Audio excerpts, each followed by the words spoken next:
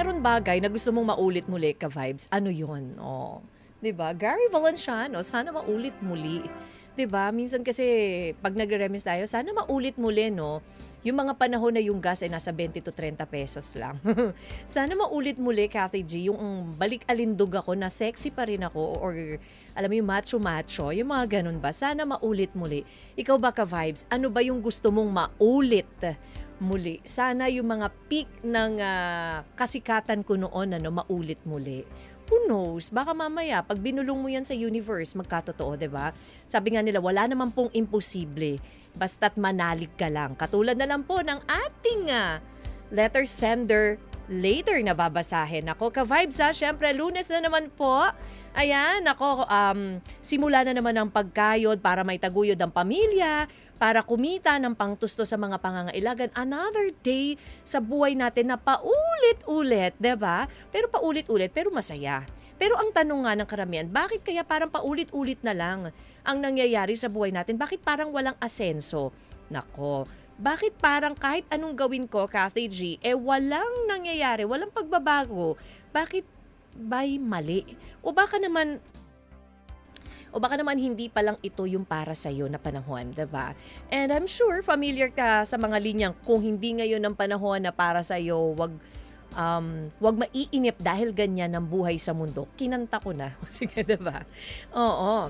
Ang isipin mo may bukas pa na merong saya. Gets mo na yan, ka-vibes ha? But correct, yung kantang Maghintay Ka Lamang by Ted Ito, 'di ba?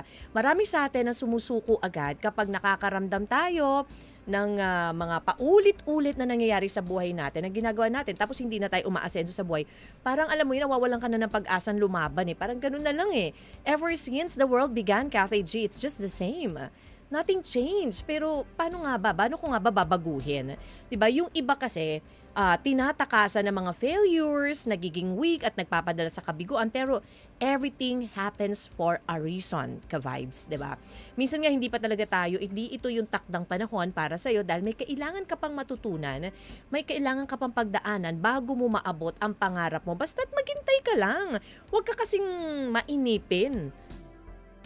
Alam mo yun, alam ko madaling sabihin, madaling magsalita, pero mahirap gawin. Pero sabi nga, 'di ba, kung wala kang patience, mas maiinip ka at mas lalong hindi mo pagpupursigihan. Kaya dapat tuwing Monday, ang goal natin is to be positive. Dapat isang mas productive week ang gawin natin, 'di ba? I-attract natin, ibulong natin sa universe. Ito ay magiging magandang week. Yan, Kathy. Ang swerte naman nandyan lang sa tabi-tabi, 'di ba? Matsatsambahan mo lang yan. Oo. Dadapuan din yan. Just be patient, ka-vibes, ha? Ikaw ba, ka-vibes, kailan ba nasabing, ang swerte ko ngayon? Oo, nasabi mo na ba yung mga linyang ganyan? Ang swerte ko ngayon, grabe. Kasi nakita ko yung crush ko. Ang swerte ko ngayon kasi biglang may dumating sa akin na magbabayad ng utang niya, 'di ba? Ang swerte ko, sana masabi ko 'yan ngayon. Dati kapag nakapasa ka sa exam, 'di ba, kahit hindi ka nag-aral, ang swerte mo na noon eh. Isipin mo na, swerte ko, hindi man ako nag-aral pero na perfect ko. O kaya swerte dahil kahit wala kang experience, natanggap ka sa trabaho. Sabi nga, luck comes in many shapes and sizes, ka-vibes eh. Madalas pa ay hindi natin ine-expect yung dating ng swerte. Kaya dapat talaga ay wag mawawalan ng pag-asa. Huwag masyadong mag-expect para hindi ka rin masyado masaktan kapag hindi mo nakamit yung inaasam-asam mo na yan. And most especially, habang may buhay, may pag-asa. So pakinggan mo na lang po lagi ang kanta ni Ted Ito kapag nawawalan ka na niyan. I-play mo na lang yan, which is going to play din mamaya-maya. At pakinggan mo rin yung kwento natin today na sa kabila ng dumaan na napakaraming pagsubok sa buhay, hindi man lang nawala ng pag-asa, but instead, pinagpatuloy lang niya ang laban hanggang ang swerte na mismo ang lumapit sa kanya, 'di ba? Hindi mo masasabi, baka mamaya dapuan ka na ng swerte. Paglabas mo ng bahay o kaya pagbaba mo ng sasakyan, 'di ba? May swerte agad na didikit sa iyo. Let's claim it, let's attract it, ka-vibe. Siguro may iba nagsasabi na may kanya-kanya naman tayong kapalaran, which is true naman. Pero pwede naman natin itimon, sabi nga nila, 'di ba? Pwede mo itimon ang ating kapalaran sa tamang direction.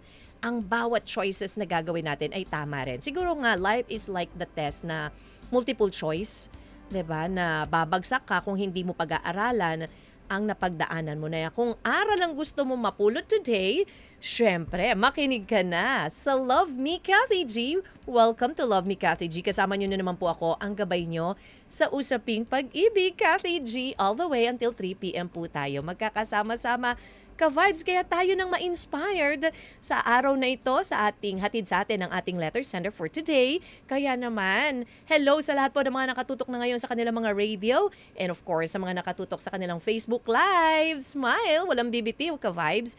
Tuloy lang po tayo sa tugtugan dito lang sa 92.3 FM Radio Manila, your favorite music radio, ka-vibes. Bagay kang nagawa na hindi mo naman talaga ginagawa noon, that's what love is for. 92.3 from Radio Manila, your favorite music radio, ka-vibes. And you're still listening to Love Me Kathy G, ka-vibes ha. 12:53 na po ang ating oras sa mga ka-vibes po natin. Kamusta naman ang Monday mo? Ayan, ako, nakangiti dapat ha. Kamusta ba? Okay ba ang iyong pananghalian? Or ikaw na nanananghalian ngayon, kamusta naman? I hope nag-e-enjoy ka sa iyong napili na ulam. Oo, marami-rami ang naibigay sa iyo ngayon, ka-vibes ha. Kaya naman ako, di mas maganda, di ba? Ang swerte. Yun yung sinasabi nating swerte dahil napadami ang bigay sa iyo. Alam mo yun, yung mga unexpected things na nangyayari sa buhay natin. Diba? Yun yung mga sinasabi nating dapat ipagpasalamat natin araw-araw But then, ka-vibes, syempre nga, dahil today is Monday, nako, tayo po'y ma-inspired. Pero, ka-vibes ikaw ba? Ano ba ang mga dahilan para sumuko ka sa buhay?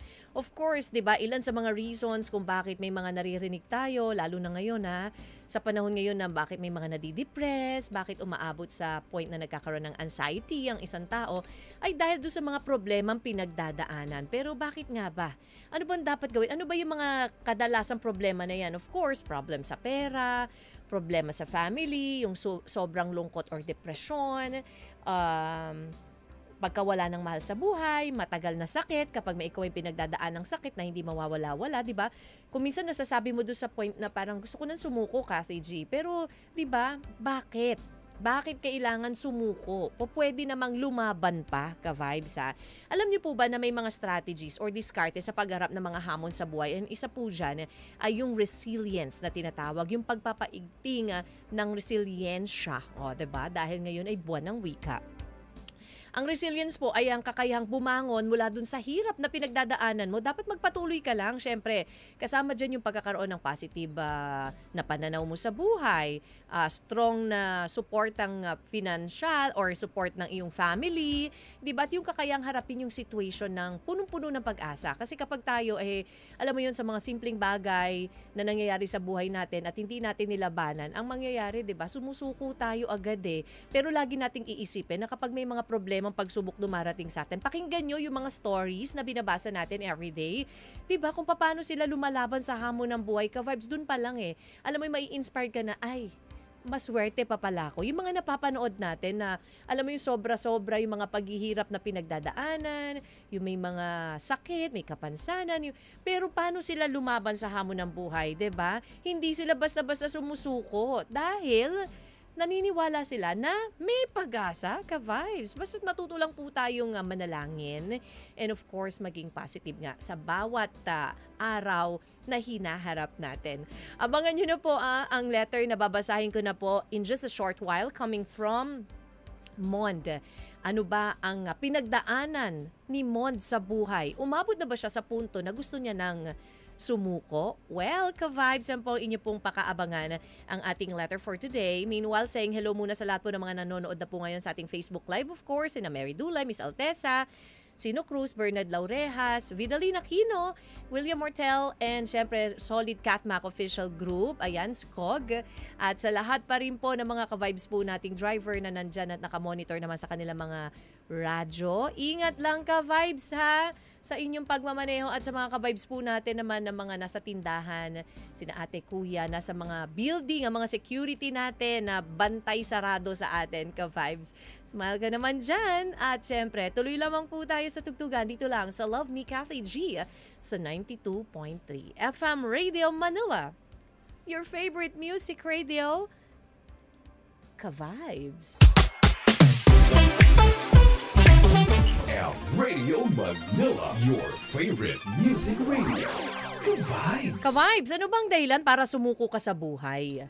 Pag sinabi mo na, can't fight this feeling anymore, Kathy G, pag umabot ka sa puntong ganyan, magdasal ka.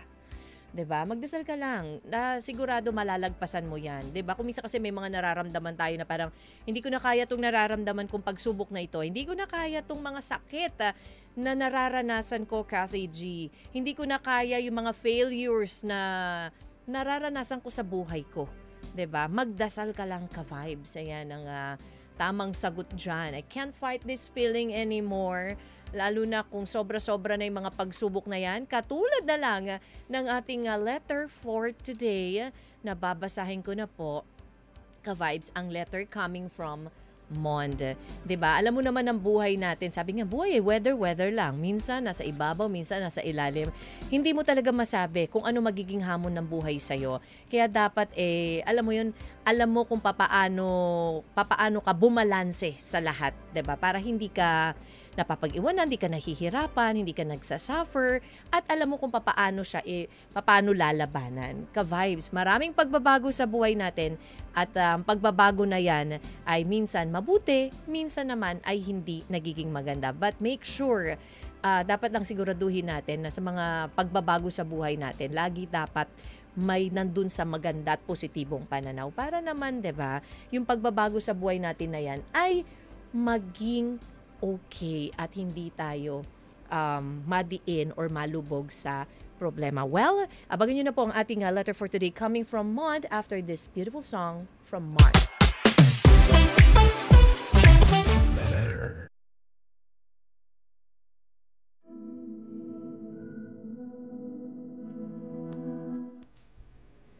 This love letter is from Mond. Dear Kathy G, magandang tanghali sa iyo, Kathy, at sa mga nakikinig ng inyong programa. Tawagin niyo na lamang po akong Mond, 40 years old at may isang kapatid. US citizen naman ang mga magulang ko at pumupunta lang ako roon para bumisita sa kanila paminsan-minsan. Pero Pinoy kami, ha? Kathy, sisimulan ko ang aking kwento nung pinag-aaral ako ng parents ko ng nursing. Nakapagtapos ako at nag-apply kaagad ng trabaho. Habang tumatagal, na-realize ko na parang wala namang nangyayaring pag-asenso sa buhay ko. Yes, mahirap ang trabaho ko kaya nag-expect ako ng mas malaking sahod at pagkakakitaan kaya sinubukan kong mag-apply sa ibang bansa. Nakapagtrabaho ako sa Australia at hindi naging madali ang pagiging nurse ko roon, Kathy. Madami akong pinagdaanan sa trabaho at sa mga naging pasyente ko. Hanggang dumating sa point na may isang hindi ko inaasahang pangyayari ang naganap. Pasensya na, pero hindi na ako magbibigay pa ng detalye tungkol dito. Pero sa kasamaang palad at sa hindi inaasahang pagkakataon, Kathy, ito ang naging dahilan para ma-deport ako at hindi na makabalik pa ng Australia. Wala akong laban, Kathy, dahil OFW lang ako sa ibang bansa. Pagkatapos ng pangyayaring nagbalik sa akin sa Pilipinas, hindi ko alam kung papaano ako magsisimula ulit. Susuko na ba ako? Itutuloy ko ba ang pagiging nurse ko? Halos isumpa ko ang pagiging nurse ko, Kathy. Feeling ko, talunan na ako ng mga panahon na yon. Pero naisip ko, bakit ako susuko? Kaya sinubukan ko uli mag-apply sa Pilipinas pero feeling ko hindi para sa akin tong bansang to.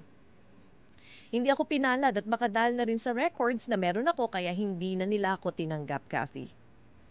Sinubukan ko ulit sa labas ng bansa, Kathy. Nag-apply naman ako sa Canada.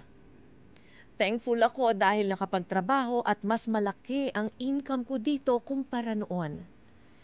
Natutugunan o natutulungan ko ang kapatid ko sa mga gastusin niya sa sarili niyang pamilya at napapadalhan ko pa ng pera ang mga pamangking ko para sa pag-aaral nila. Pero isang madaling araw, tumawag sa akin ang pamangking ko at meron silang masamang balita na ipinarating, Kathy. Napatay ang nag-iisa kong kapatid. Isang insidente na nagpayanig sa aking mundo. Hindi ako makapaniwala sa nabalitaan ko dahil hindi makatarungan ang pagkamatay niya. Wala akong magawa noon dahil hindi ako makauwi ng Pilipinas para madalaw man lang siya at masilayan siya sa huling pagkakataon dahil wala ng flight na available bago siya ilibing. Nangako ako sa mga pamangking ko na kahit ulila na sila, hindi ko sila pababayaan at ako ang susuporta para sa pag-aaral nila. Halos ako na ang bumuhay dahil naaawa naman ako sa kalagayan nila Kathy. Mahirap at kinakapo sa pangangailangan ng pamilya ng kuya ko kaya hindi ako nagdalawang isip na magbigay ng tulong.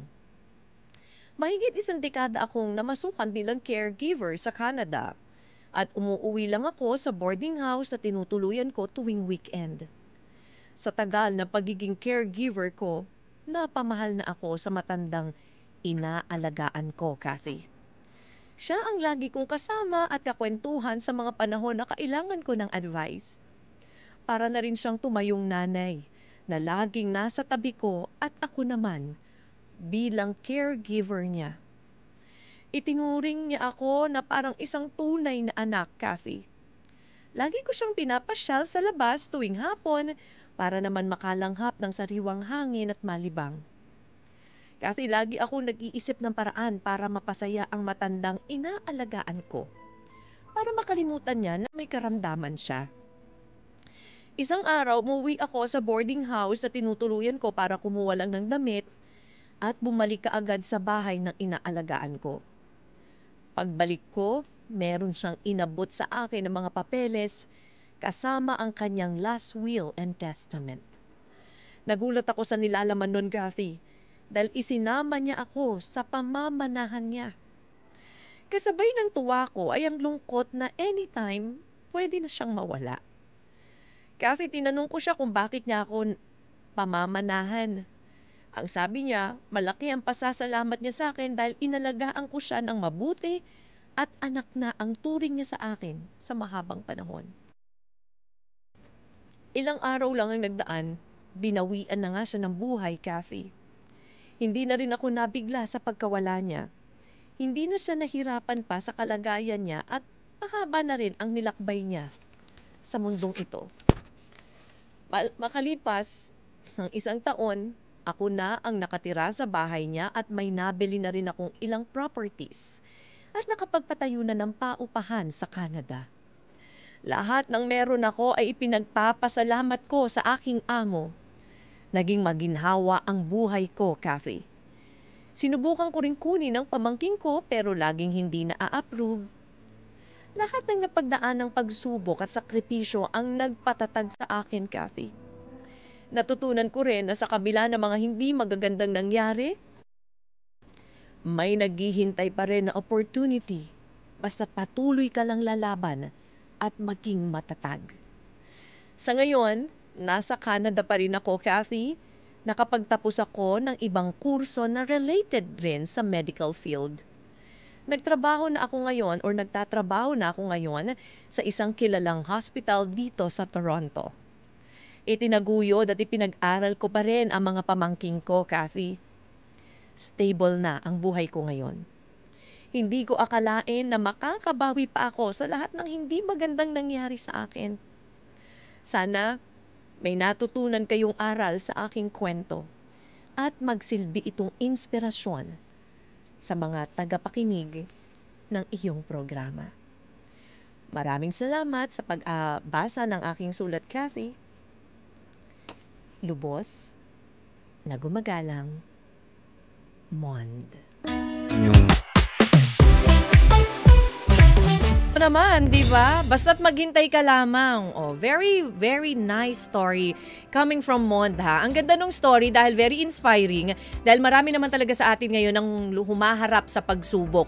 Lumalaban sa mga pagsubok sa buhay. Yung iba nga, umaabot sa point na, alam nyo yun, hindi na kinakaya yung mga pagsubok at sad to say, winawakasan yung kanilang buhay. Ang sarap mabuhay. Ang daming gustong lumaban sa buhay kahit na may sakit, 'di ba?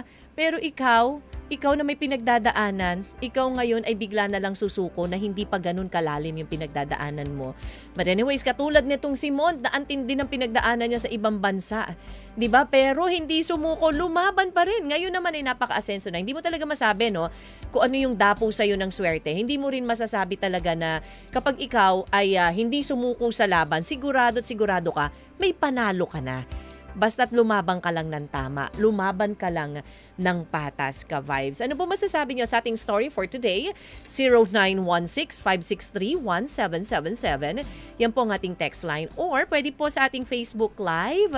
Pwede niyo po i-post dyan ang inyo pong reaksyon para sa ating letter for today or sa amin pong FB page 92.3 FM Radio Manila or my FB page DJ Cathy G. Diba? Ganun lang yun eh. Hindi siya sumuko. Hindi sumuko si Mon sa hamon ng buhay. Hindi sumuko si Mon kahit na hindi na siya pwedeng bumalik dun sa kanyang bansa na pinanggalingan. Humanap ng ibang bansa. O, di ba? Eto ngayon at mas napaswerte pa. Talaga naman, di ba? There's always a rainbow after the rain. Loob mo. Panghawakan mo yung lakas ng loob mo na maharap ang mga pagsubok sa buhay mo, 'di ba? Ano ba ang dahilan para sumuko sa buhay?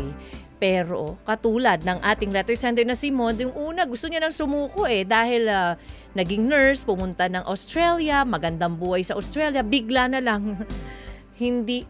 lang nagkaroon ng problema. Although hindi na dinitalya sa atin ni Mon kung ano yung reason kung bakit siya napadeport pabalik ng Pilipinas, pero hindi siya nawala ng pag-asa doon ha. Sumubok ulit, lumaban hanggang sa matanggap doon sa Canada. At doon na nagsimula ang magandang buhay ni Mon na hindi niya inakala magpapabago sa kanyang buhay, 'di ba? Kung doon pa lang sa Australia pa lang ay sumuko na si Mon, nasan sana siya ngayon, ka-vibes.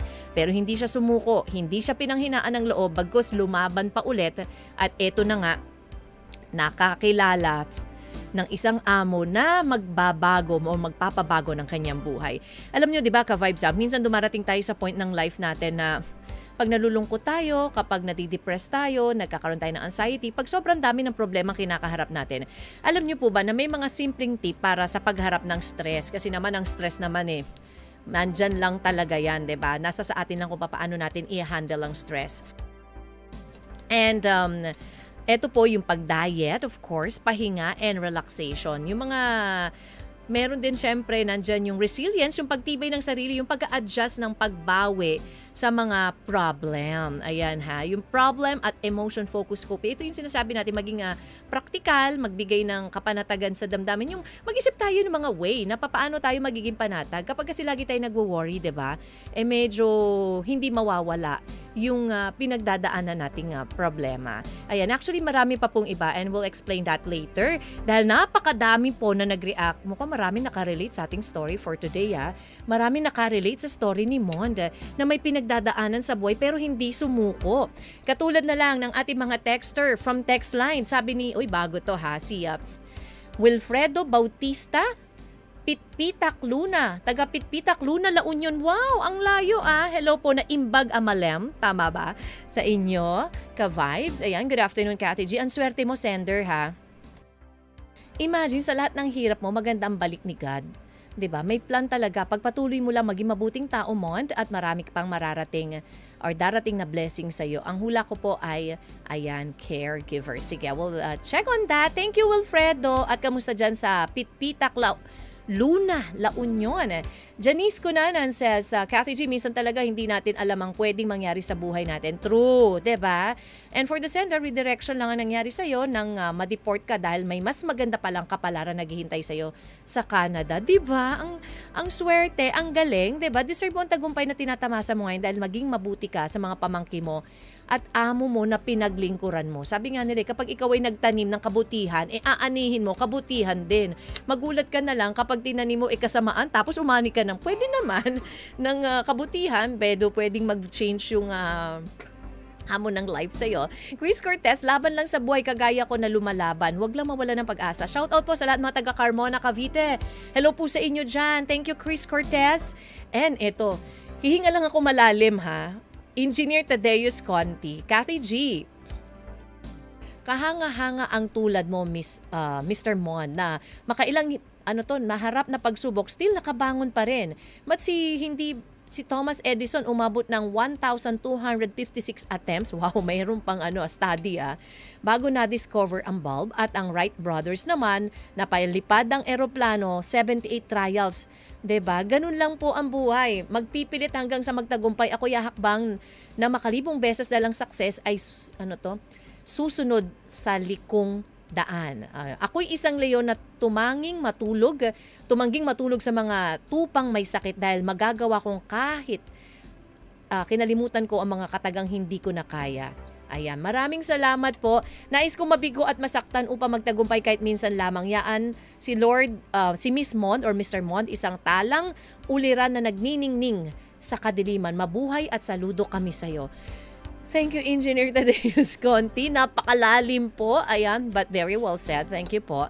Maraming salamat. And standby po sa lahat po ng mga nagbibigay pa ng reaksyon at payo for Mond, Jollivie, Arlene, Miss Altesa, Darwin Rosel, William Mortel, and the rest.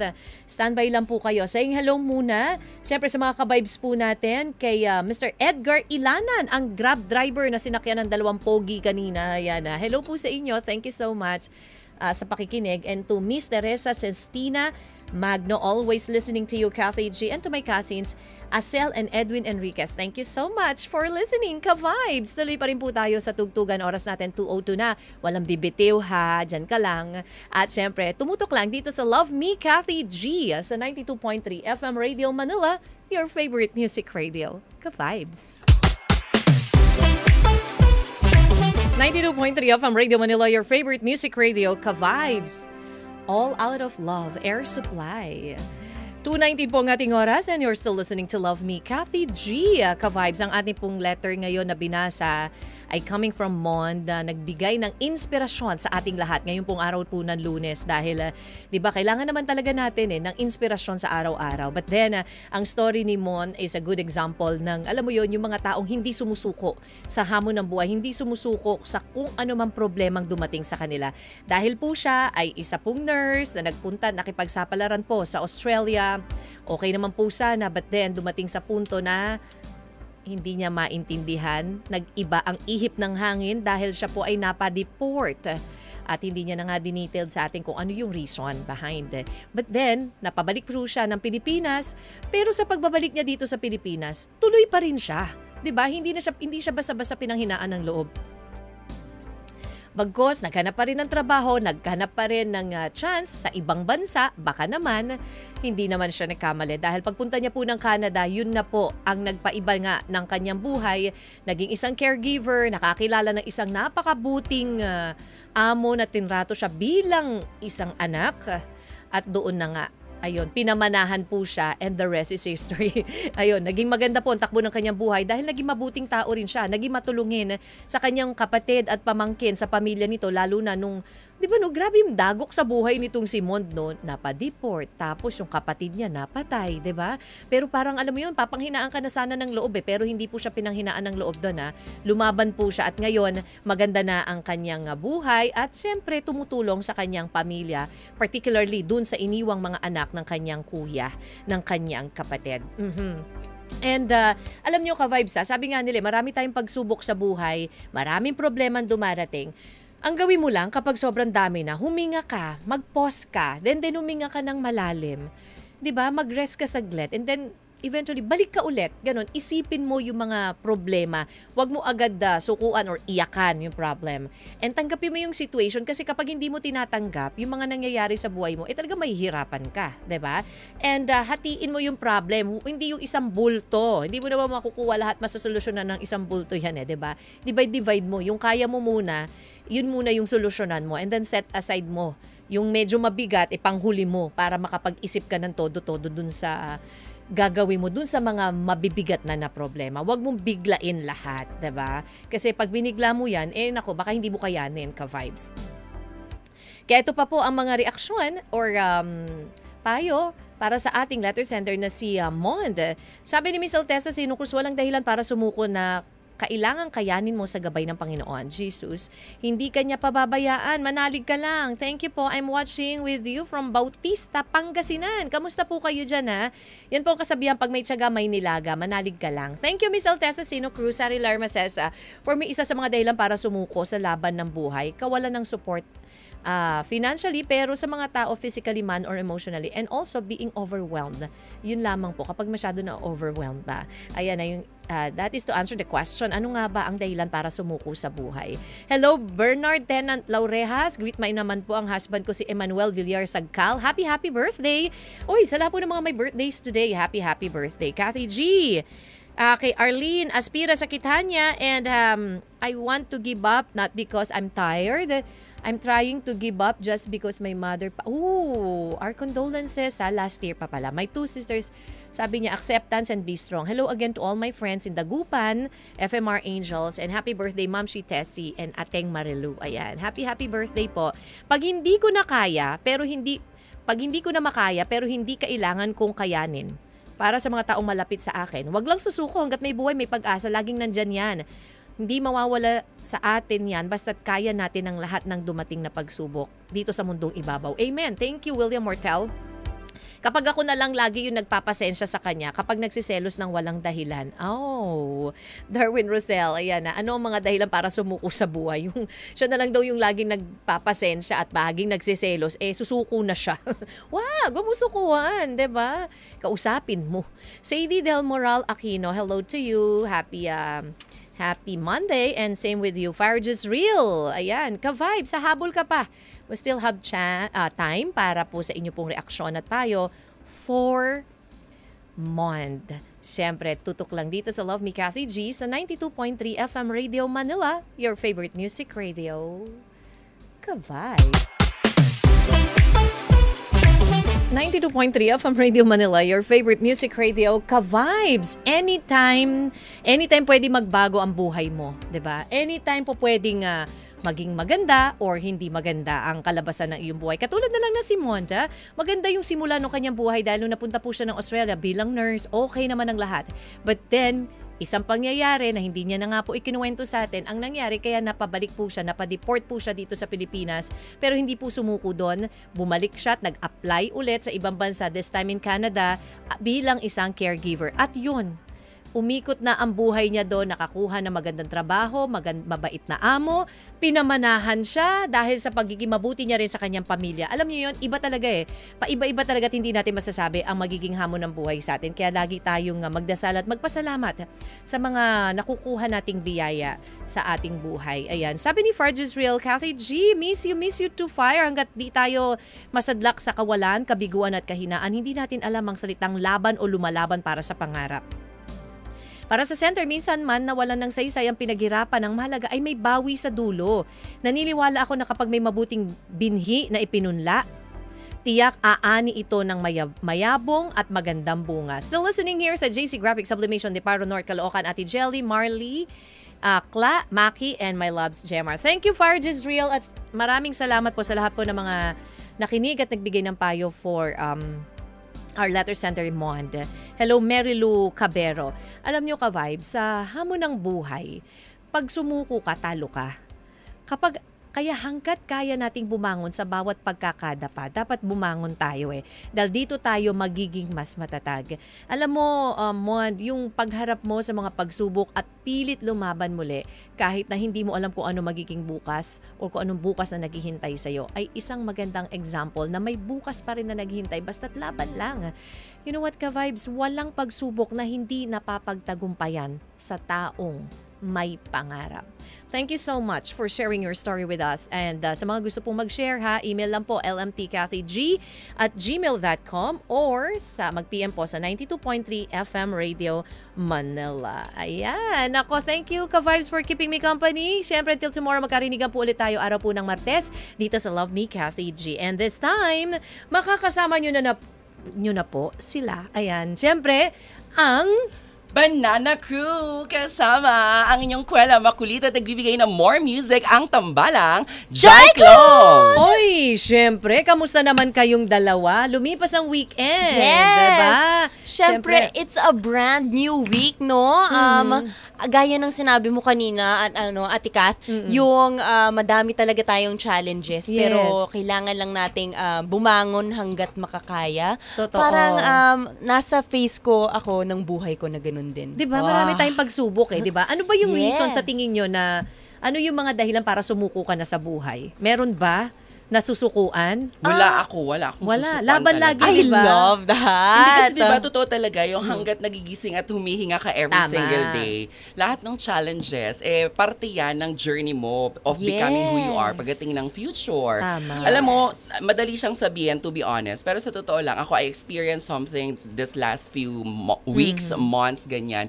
Tapos syempre, dahil hindi ko alam kung paano ko siya haharapin, feeling ko, ano ba to? Bakit ganito? Hindi, alam mo yung tinatanong mo na yung sarili mo na parang, Natataranta ka na rin. bukod sa taranta, tinatanong mo yung sarili mo na Bakit? parang, bakit sa akin nangyari? Yes. Ang dami naman. Oo, Yes. tapos wala naman akong alam na ginawa na, Na masama masama. sa kapwa ko. Oo. And then, nung dumating yung time na kailangan mo na talaga siyang harapin, na nalaman mo na kung ano talaga yung mga ino-overthink mo, ganyan, okay, ganito pala siya. Alam mo, nung umuwi ako after nung bagay na tong kinikwento ko, sabi ko, good thing na experience ko siya. Kasi in the future, I have knowledge kung ano man yung pwedeng maging bala ko para meron ako ma-share sa ibang tao at hindi ako Correct. mangmang pagdating sa bagay na yun. Ay, wow, very well said. Candidate Candidate number 88. Ay, thank you. Ang daming sumali. Uy, di ba? Uy, pero di ba? Ganun naman talaga eh. Hindi ka dapat sumuko sa hamon ng buhay. Yes. Laban lang. Laban di lang ba? talaga. Oo, at mas lalo kayong lalaban dahil iisipin mo, alin nga bang mas madali? Correct. Yung sumunod o sumalungat? Ay, honestly, mas madali talagang sumunod. Pero kasi, hindi naman all the time tama ang sumunod lang. Of course, kasi syempre, there are things na mapapansin mo may mali. So, hindi ka pwedeng sumunod lang. Kailangan mo salungatin din. Yes. Diba? That is it for me. Sa tanong na yan, okay, Sandali. sa tanong na yan, hindi. O, di ba, ano bang mas okay, yung sumunod o sumalungat? Yes. Tama yung sinabi ng aking sis Mars sa si Chloe. That's my girl. Diba? Tama yung sinabi ng aking sis Mars. Pero ako, wala talagang nagkakamali sa pagsunod sa kung ano yung iniuutos sa'yo. Lalo na, kunyari, halimbawa, sa konteksto ng isang opisina. Nandyan yung superior mo, nandyan yung boss mo. Kahit na alam natin na minsan na mali ito, Yes. hindi naman dahil sasalungat ka at susuway ka, diba? Pero napaka-importante pa rin ang pagsunod. Sumunod ka Correct. muna. Sumunod ka muna. And then kapag kung ano yung nangyari, ano yung feeling mong nangyayari, that's the time na sabihin mo sa kanila na, Sir, wala naman po akong sinuway, sinunod ko naman po. Pero sir, baka pwedeng ganito po yung gawin Mas natin. mabuting mag-suggest. Totoo. Diba? O yan, ako. Ang dami pang ninyong pag-uusapan, of course, sa Banana Hindi, Crew. tapusin na natin hanggang Ay, 5. grabe naman. Ito muna. Huwag mo na kaming iwan. Hanggang 5 na tayo magsama-sama. O sige, Yes. magkwentuhan tayo. Pero ito muna, congratulations muna dahil may nanalo po na ngayon at nakahula ng ating title for today na Caregiver. Congratulations! Congrats! Oh. Uy, ang ganda ng kwento kanina. Nakikinig kami. ang ganda ng kwento. Oo, sa salon. Nakikinig kami sa salon. Ang chika talaga yung parang from Australia na deport. Tapos nag-Canada. Ganyan ang ending. May pinamanahan ng caregiver. Dahil Diba? Ang swerte. Shala! Very, Magpakailanman. resilient. Charing. Totoo. Maraming ganyan na mga nangyayari na mga nagiging caregiver tapos napapamanahan. Yes. Naging mabuti yung amo nila. Naging mabuti rin naman sila dun sa kanilang amo. Diba? Yes. Talaga naman kapag may tinanim ka maganda, maganda rin yung aanihin mo. Yes. O, diba? Deserve. Deserve. Tsaka Correct. abangan nila yung live stream din, ate, ngayon sa programa namin. Uy, abangan Sobrang yun. ganda ng Sis Mars ko ngayon. Ay, thank panalo. you Oh, very pagpasok ko, much. sabi ko, Ti, ano may show ka ba? Oo nga, parang Ito yung eh. show natin. Of course, maghahandaan natin yan para sa ating mga ka-vibes. Akala ko pang araneta yung outfit at saka looks ng aking Kaya sis. nga, panalo. Pero panalo din si Wilfredo Bautista. Congratulations ng Pitpitak Luna La Union. Congratulations to you. Nanalo ka ng 500 pesos. Abangan mo na lang ha na ipapadala sa'yo through GCash. Ka-Vibes, so exit na po ako. Thank you. Ka-Vibes, susunod na po sila. Kaya dito lang kayo tumutok sa 92.3 FM Radio Manila. your favorite music radio. Ka-Vibes! Me, Kathy G. Actually happy, pero at the same time, kinakabahan na may kasamang pressure. Kasi nga first ko, tapos di pa naman ako nakakapag-workshop ng dami kasi I wasn't really expecting talaga to go in the acting field. And then, during taping, actually, hindi na ako kinabahan kasi I was with them. And talagang I saw them as a family.